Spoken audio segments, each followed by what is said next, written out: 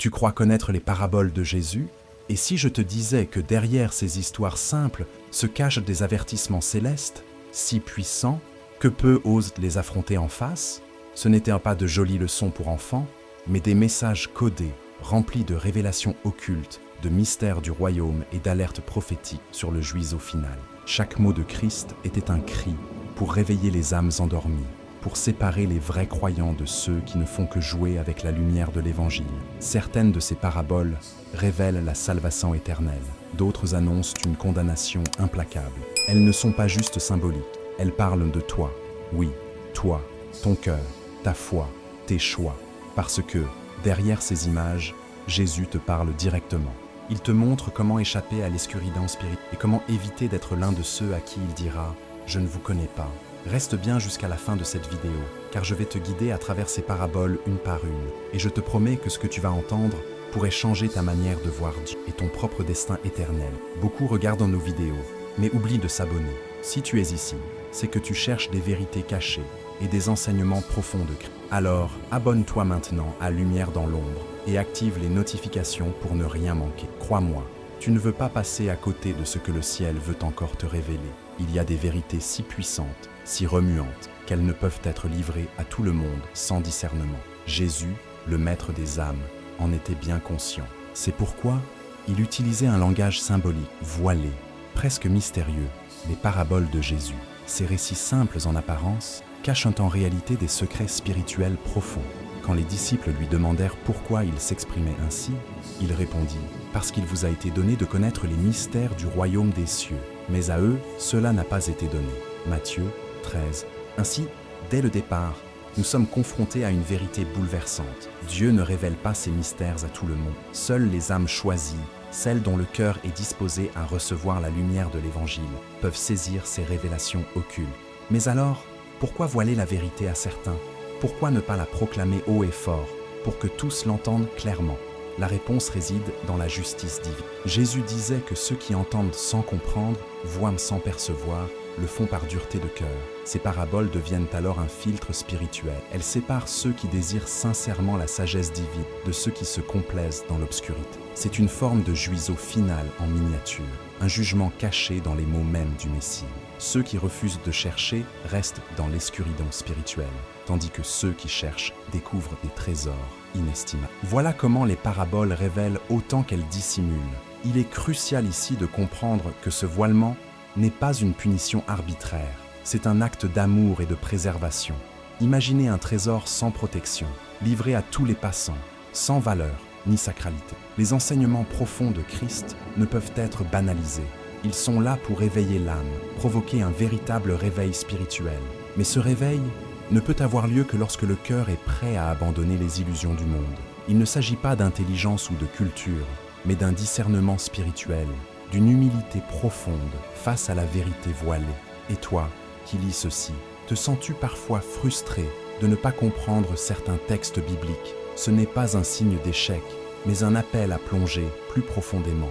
Les paraboles sont comme des coffres fermés à clé, et la clé, c'est la fin spirituelle. Lorsque tu pries, demande à Dieu de t'ouvrir les yeux. Approche-toi de lui non pas avec arrogance, mais avec soif. Car c'est à ceux qui ont faim de justice que sera donnée la sagesse divine. Ne te laisse pas décourager. Même les disciples n'ont pas tout compris du premier coup. Ce sont les cœurs qui persévèrent, qui finissent par recevoir les révélations cachées. Ainsi, ce mystère des paraboles n'est pas un obstacle, mais un chemin, une invitation au voyage intérieur. Une provocation divine qui dit « Viens, cherche, frappe, et on t'ouvrira ». Ceux qui s'arrêtent aux apparences n'entreront jamais dans les mystères du royaume. Mais ceux qui persévèrent, même dans le silence, dans la prière, dans la bataille spirituelle quotidienne, verront la vérité se dévoiler peu à peu. Alors, prêt à continuer ce chemin, car la prochaine parabole nous plonge dans une autre dimension, celle d'un combat invisible, permanent, pour ton cœur. Tout commence avec une poignée de semences et une terre à nu. Jésus, dans l'une de ses plus puissantes paraboles, nous révèle que l'âme humaine est comme un champ et que la parole de Dieu y est semée comme un grain vivant. Matthieu 13, 3. Mais voilà, tous ne portent pas de fruits. Pourquoi? Parce qu'un combat invisible s'engage dès que la semence est déposée. C'est un affrontement spirituel silencieux où chaque pensée, chaque distraction, Chaque doute peut voler ou étouffer la vérité. La parabole du semeur n'est pas une simple image agricole. C'est une radiographie du cœur humain face au mystère du royaume. Elle dévoile des réalités profondes sur le salut et la condamnation, sur la manière dont la lumière de l'Évangile est accueillie ou rejetée. Il y a d'abord le chemin battu, là où la semence ne pénètre même pas. Les cœurs endurcis par le péché, par l'orgueil ou par la routine spirituelle. Ils entendent, mais ne comprennent pas. Et aussitôt, l'ennemi, ce voleur spirituel, vient et arrache ce qui a été semé. Voilà un exemple clair de la bataille spirituelle à laquelle nous faisons face quotidiennement. Ce n'est pas parce que tu entends la parole reçue. Il faut qu'elle entre, qu'elle s'enracine, qu'elle brise la terre intérieure. Sans cela, elle reste en surface, exposée, vulnérable. Et le diable, comme un oiseau vorace, ne perd pas de temps pour détruire la moindre étincelle de foi. Ensuite vient le sol pierreux. Ah, ce terrain est trompeur. Il y a de l'enthousiasme au début, une réponse rapide, émotionnelle, mais il n'y a pas de profondeur. À la première difficulté, à la première persécution à cause de la foi, tout s'effondre. Voilà un des grands dangers dans la vie chrétienne, confondre feu passager avec engagement réel. Les enseignements profonds de Christ ne s'enracinent que dans les cœurs disposés à renoncer à eux-mêmes. Sans enracinement, pas de croissance. Et sans croissance, pas de fruit. Il ne suffit pas d'entendre une belle prédication ou de ressentir un frisson spirituel. Il faut creuser, pleurer, prier, méditer, se battre. C'est là que le discernement spirituel entre en jeu. Puis, il y a le sol rempli d'épines, un terrain fertile, oui, mais envahi. Ici, la parole pousse, mais les soucis du monde, l'amour des richesses, les ambitions personnelles, étouffent tout. Ce terrain représente des vies doubles, des âmes tiraillées entre deux royaumes. Elles connaissent la lumière de l'Évangile, mais refusent de renoncer aux ténèbres. Et que dit Jésus? Ces personnes deviennent stériles, aucun fruit. La vérité est voilée par les distractions modernes. Smartphone, travail excessif, anxiété, plaisir passager, tout cela peut suffoquer ta vie spirituelle. Le cœur est alors partagé, confus, incapable de porter le fruit attendu lors de la colheita finale. Et pourtant, tant de croyants vivent dans ce sol-là, croyant qu'ils sont en sécurité. Enfin, le bon sol. Ah, ce terrain est rare, mais glorieux. Il symbolise les âmes choisies qui entendent, comprennent et portent du fruit. 30, 60, 100 pour un. Ce sont celles qui ont accepté la vérité Vellada, qui ont traversé l'escuridão spirituel, qui ont laissé la lumière purifier leur terre intérieure. Ces croyants ne sont pas parfaits, mais ils sont vrais. Ils vivent une vigilance spirituelle constante, arrosent leur foi par la prière, protègent leur cœur des ronces, et ne laissent pas les oiseaux du doute leur voler la semence. Leur vie devient une révélation vivante, un témoignage silencieux, un reflet de la sagesse divine. C'est à cela que chacun de nous est appelé. Et toi, quel type de sol es-tu aujourd'hui? Es-tu prêt à labourer ton cœur pour que la semence y trouve un refuge? Car la suite de notre cheminement nous emmène plus loin encore, vers une autre parabole, où le mal se cache à vue, grandissant côte à côte avec le bien. Une parabole qui secoue, interroge et prépare à la séparation finale. Dans cette parabole redoutable que l'on trouve en Matthieu 13, 24, 30, Jésus nous dévoile un des plus grands mystères du royaume. Le champ du maître, bien que semé de bonnes semences, est infesté d'ivraie. L'ivraie, c'est cette herbe nuisible qui ressemble au blé au début, mais qui ne porte aucun fruit.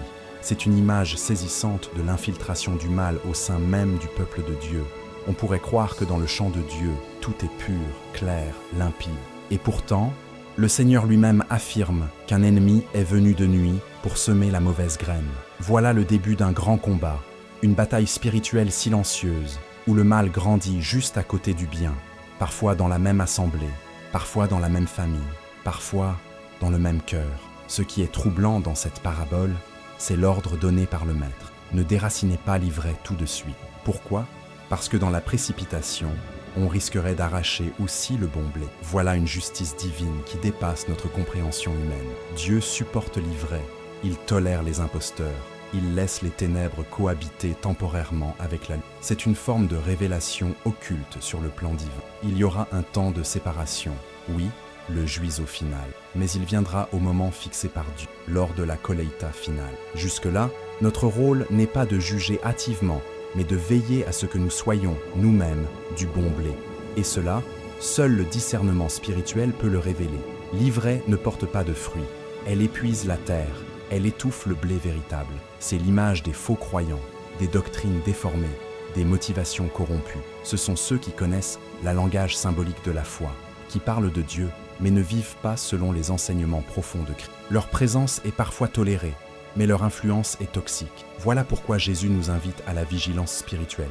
Il ne suffit pas de fréquenter un lieu saint. Encore faut-il être une âme choisie, purifiée, féconde.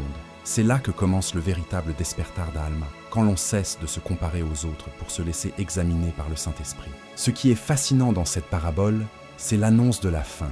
Le Fils de l'homme enverra ses anges, et ils sépareront l'ivraie du bon blé.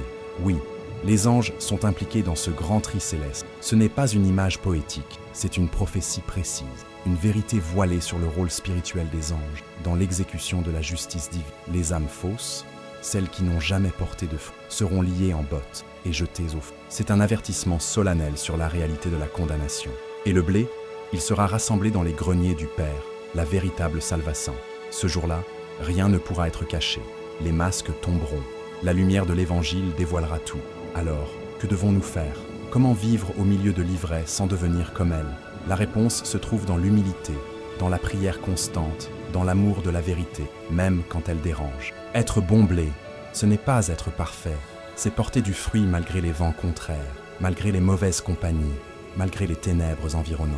Et tandis que cette révélation s'imprime dans notre esprit, une autre parabole nous appelle, une parabole de sacrifice, de quête et de valeur inestimable, prêt à chercher un trésor qui dépasse tout ce que ce monde peut offrir. Il y a des vérités spirituelles si précieuses, si puissantes, qu'elles ne se dévoilent qu'à ceux qui sont prêts à tout abandonner pour les saisir. Jésus, dans 2 paraboles très courtes mais foudroyantes, nous parle d'un homme qui découvre un trésor caché dans un champ et d'un marchand qui trouve une perle de grand prix. Matthieu 13, 44-46. Ces 2 images parlent du même mystère, la valeur inestimable du royaume de Dieu. Ce n'est pas une connaissance superficielle, ni une émotion religieuse passagère. C'est un despertar d'Alma profond, un bouleversement intérieur qui change les priorités, qui pousse à vendre tout ce qu'on possède pour posséder ce bien céleste. Voilà la nature des véritables révélations occultes. Elles coûtent cher, mais elles transforment tout. Le trésor est caché. Cela signifie que les mystères du royaume ne sont pas exposés à tous. Ils ne sont pas visibles pour les regards pressés, ni pour les cœurs distraits. Il faut creuser, chercher, prier, parfois pleurer. Et souvent, c'est en plein milieu de nos batailles spirituelles que ce trésor se révèle, pas dans les hauteurs de la gloire, mais dans la poussière du champ. Voilà pourquoi tant de personnes passent à côté. Elles ne sont pas prêtes à se salir les mains, à sacrifier leur confort, à renoncer à leurs attachements. Mais pour ceux qui cherchent vraiment, qui persistent, malgré les obstacles, le ciel ouvre un passage. Et ce qu'ils trouvent est plus riche que l'or, plus pur que la lumière, plus puissant que tous les plaisirs terrestres réunis. Quant à la perle, elle n'est pas tombée dans les mains d'un amateur, mais d'un marchand, un connaisseur, quelqu'un qui savait reconnaître la vraie valeur. Cela nous parle de discernement spirituel. Tout ce qui brille n'est pas lumière de l'Évangile. Il existe tant d'imitations, tant de doctrines séduisantes, tant de voix qui promettent des raccourcis vers Dieu. Mais celui qui a l'œil exercé, celui qui connaît la voix du berger, reconnaît la perle quand il la voit. Et il n'hésite pas. Il vend tout, absolument tout.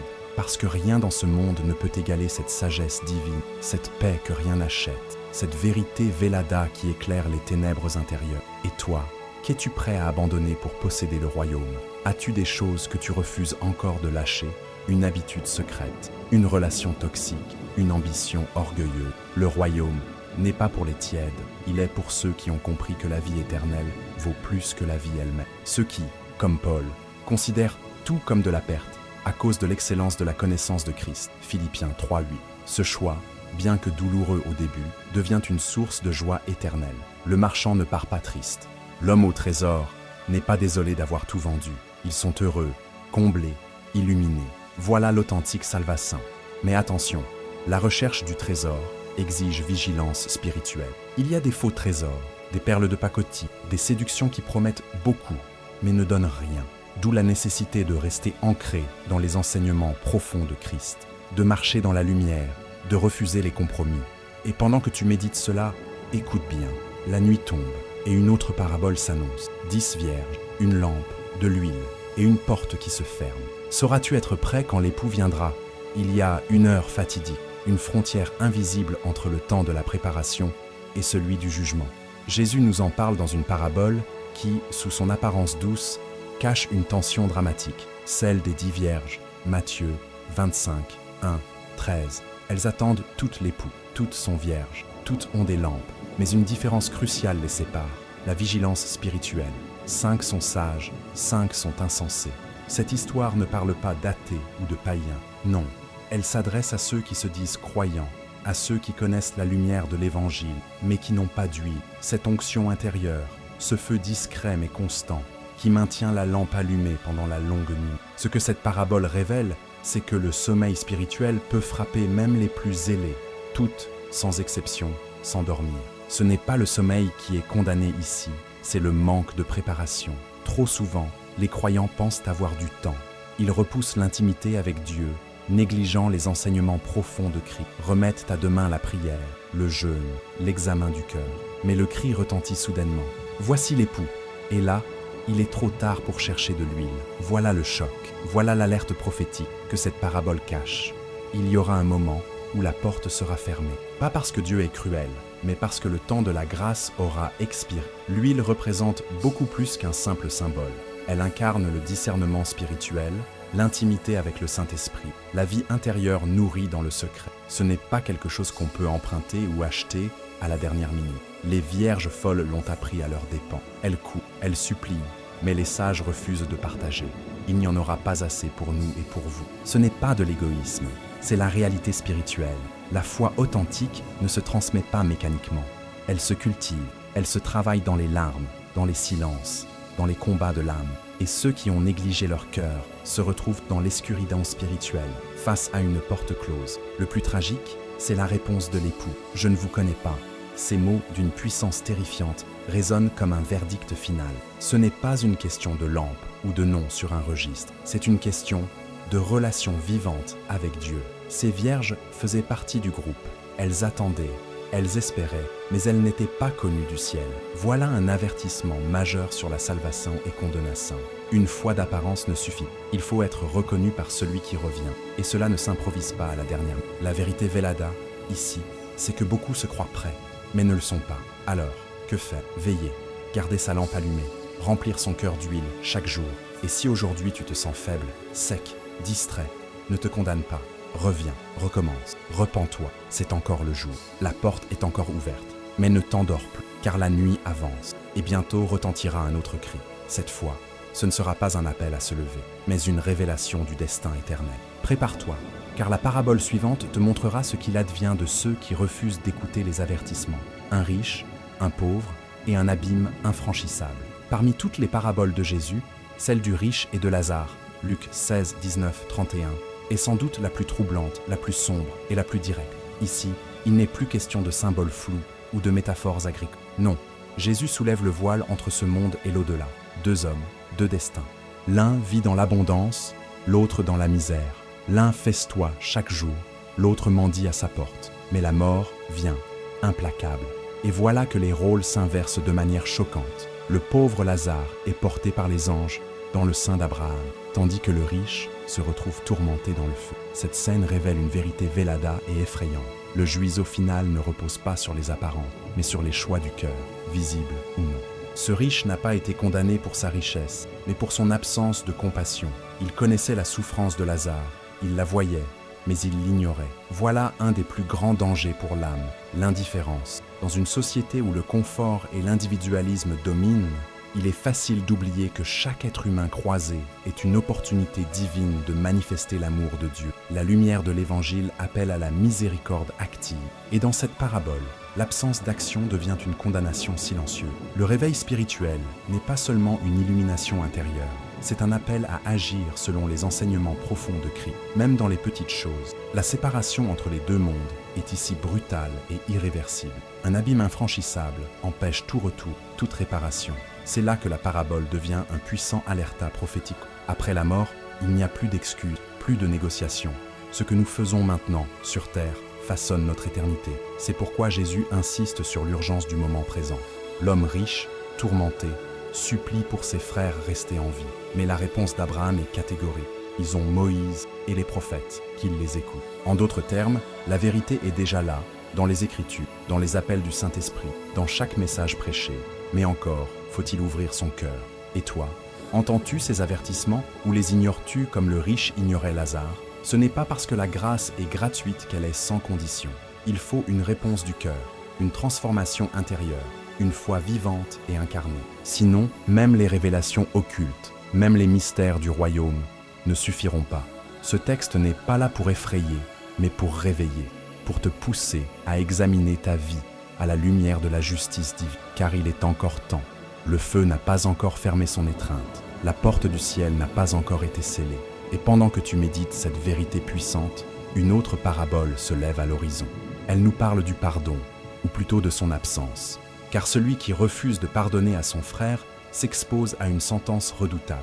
Prépare ton cœur, car la prochaine histoire n'épargne personne, même ceux qui pensent être en règle avec Dieu. Le pardon, voilà un mot souvent prononcé, mais rarement compris dans sa profondeur spirituelle. Jésus, avec une clarté tranchante, raconte la parabole du serviteur impitoyable, Matthieu 18, 23, 35, pour révéler l'ampleur du fossé entre la miséricorde divine et la dureté humaine. Un roi décide de régler ses comptes. Il trouve un serviteur qui lui doit une somme colossale, 10 000 talents, une dette impossible à rembourser. Et pourtant, devant les supplications, le roi est ému et il efface la dette. Voilà l'image bouleversante de la salvation. Un pardon gratuit, une grâce offerte malgré notre misère spirituelle. Mais la parabole ne s'arrête pas là. Elle plonge dans l'injustice cachée de notre cœur. Le même serviteur, à peine sorti, trouve un de ses compagnons qui lui doit une petite somme. Et sans hésitation, il le saisit, l'étrangle presque, exigeant le remboursement immédiat. Pas de patience, pas de compassion, pas de réflexion.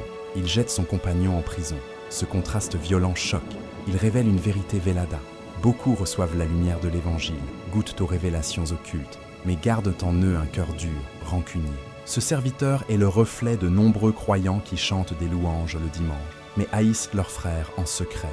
Ce n'est pas seulement une incohérence morale, c'est une trahison spirituelle. Un tel comportement provoque le juiz final avant même la fin des temps. Quand le roi apprend ce qu'il s'est passé, sa réaction est implacable. Il rappelle le serviteur, lui retire son pardon et le livre au bourreau. C'est ici que la parabole devient effrayante. Jésus conclut « C'est ainsi que mon Père céleste vous traitera, si chacun de vous ne pardonne pas à son frère de tout son cœur. » V 35. Il n'y a pas d'ambiguïté. Le pardon reçu est conditionné par le pardon accordé. Voilà une des règles spirituelles les plus sévères du royaume.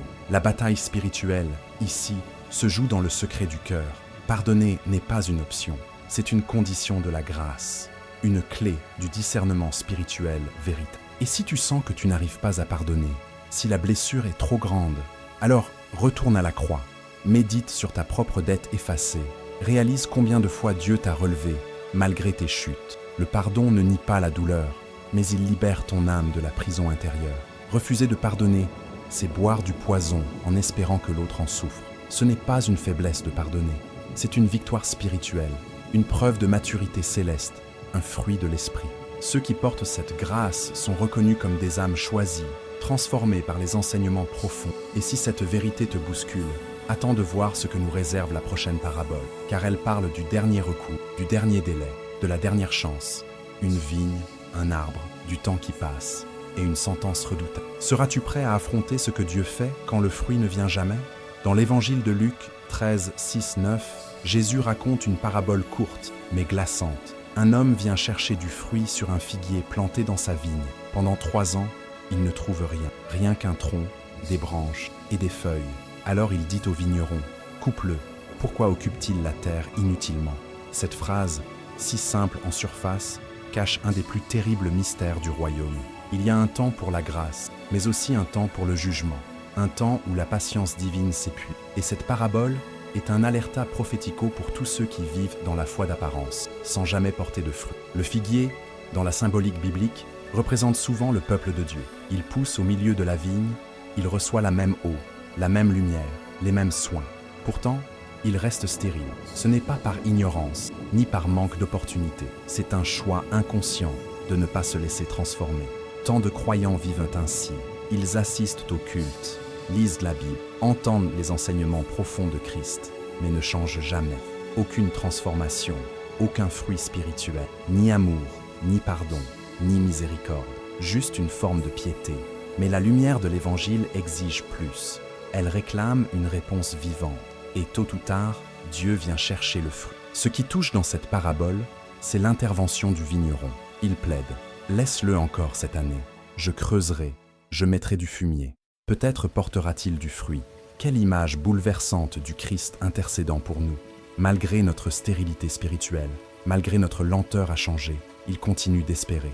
Il nous donne une dernière chance. Il cultive, il creuse, il blesse parfois, pour réveiller. Voilà le despertar d'Alma, une secousse divine, une bataille intérieure, un cri de l'esprit qui dit « Il est encore temps ». Mais cette patience a une limite. Et quand la date est passée, la sentence tombe. Coupe-le. 3 syllabes qui font trembler l'âme. Le figuier stérile est ôté.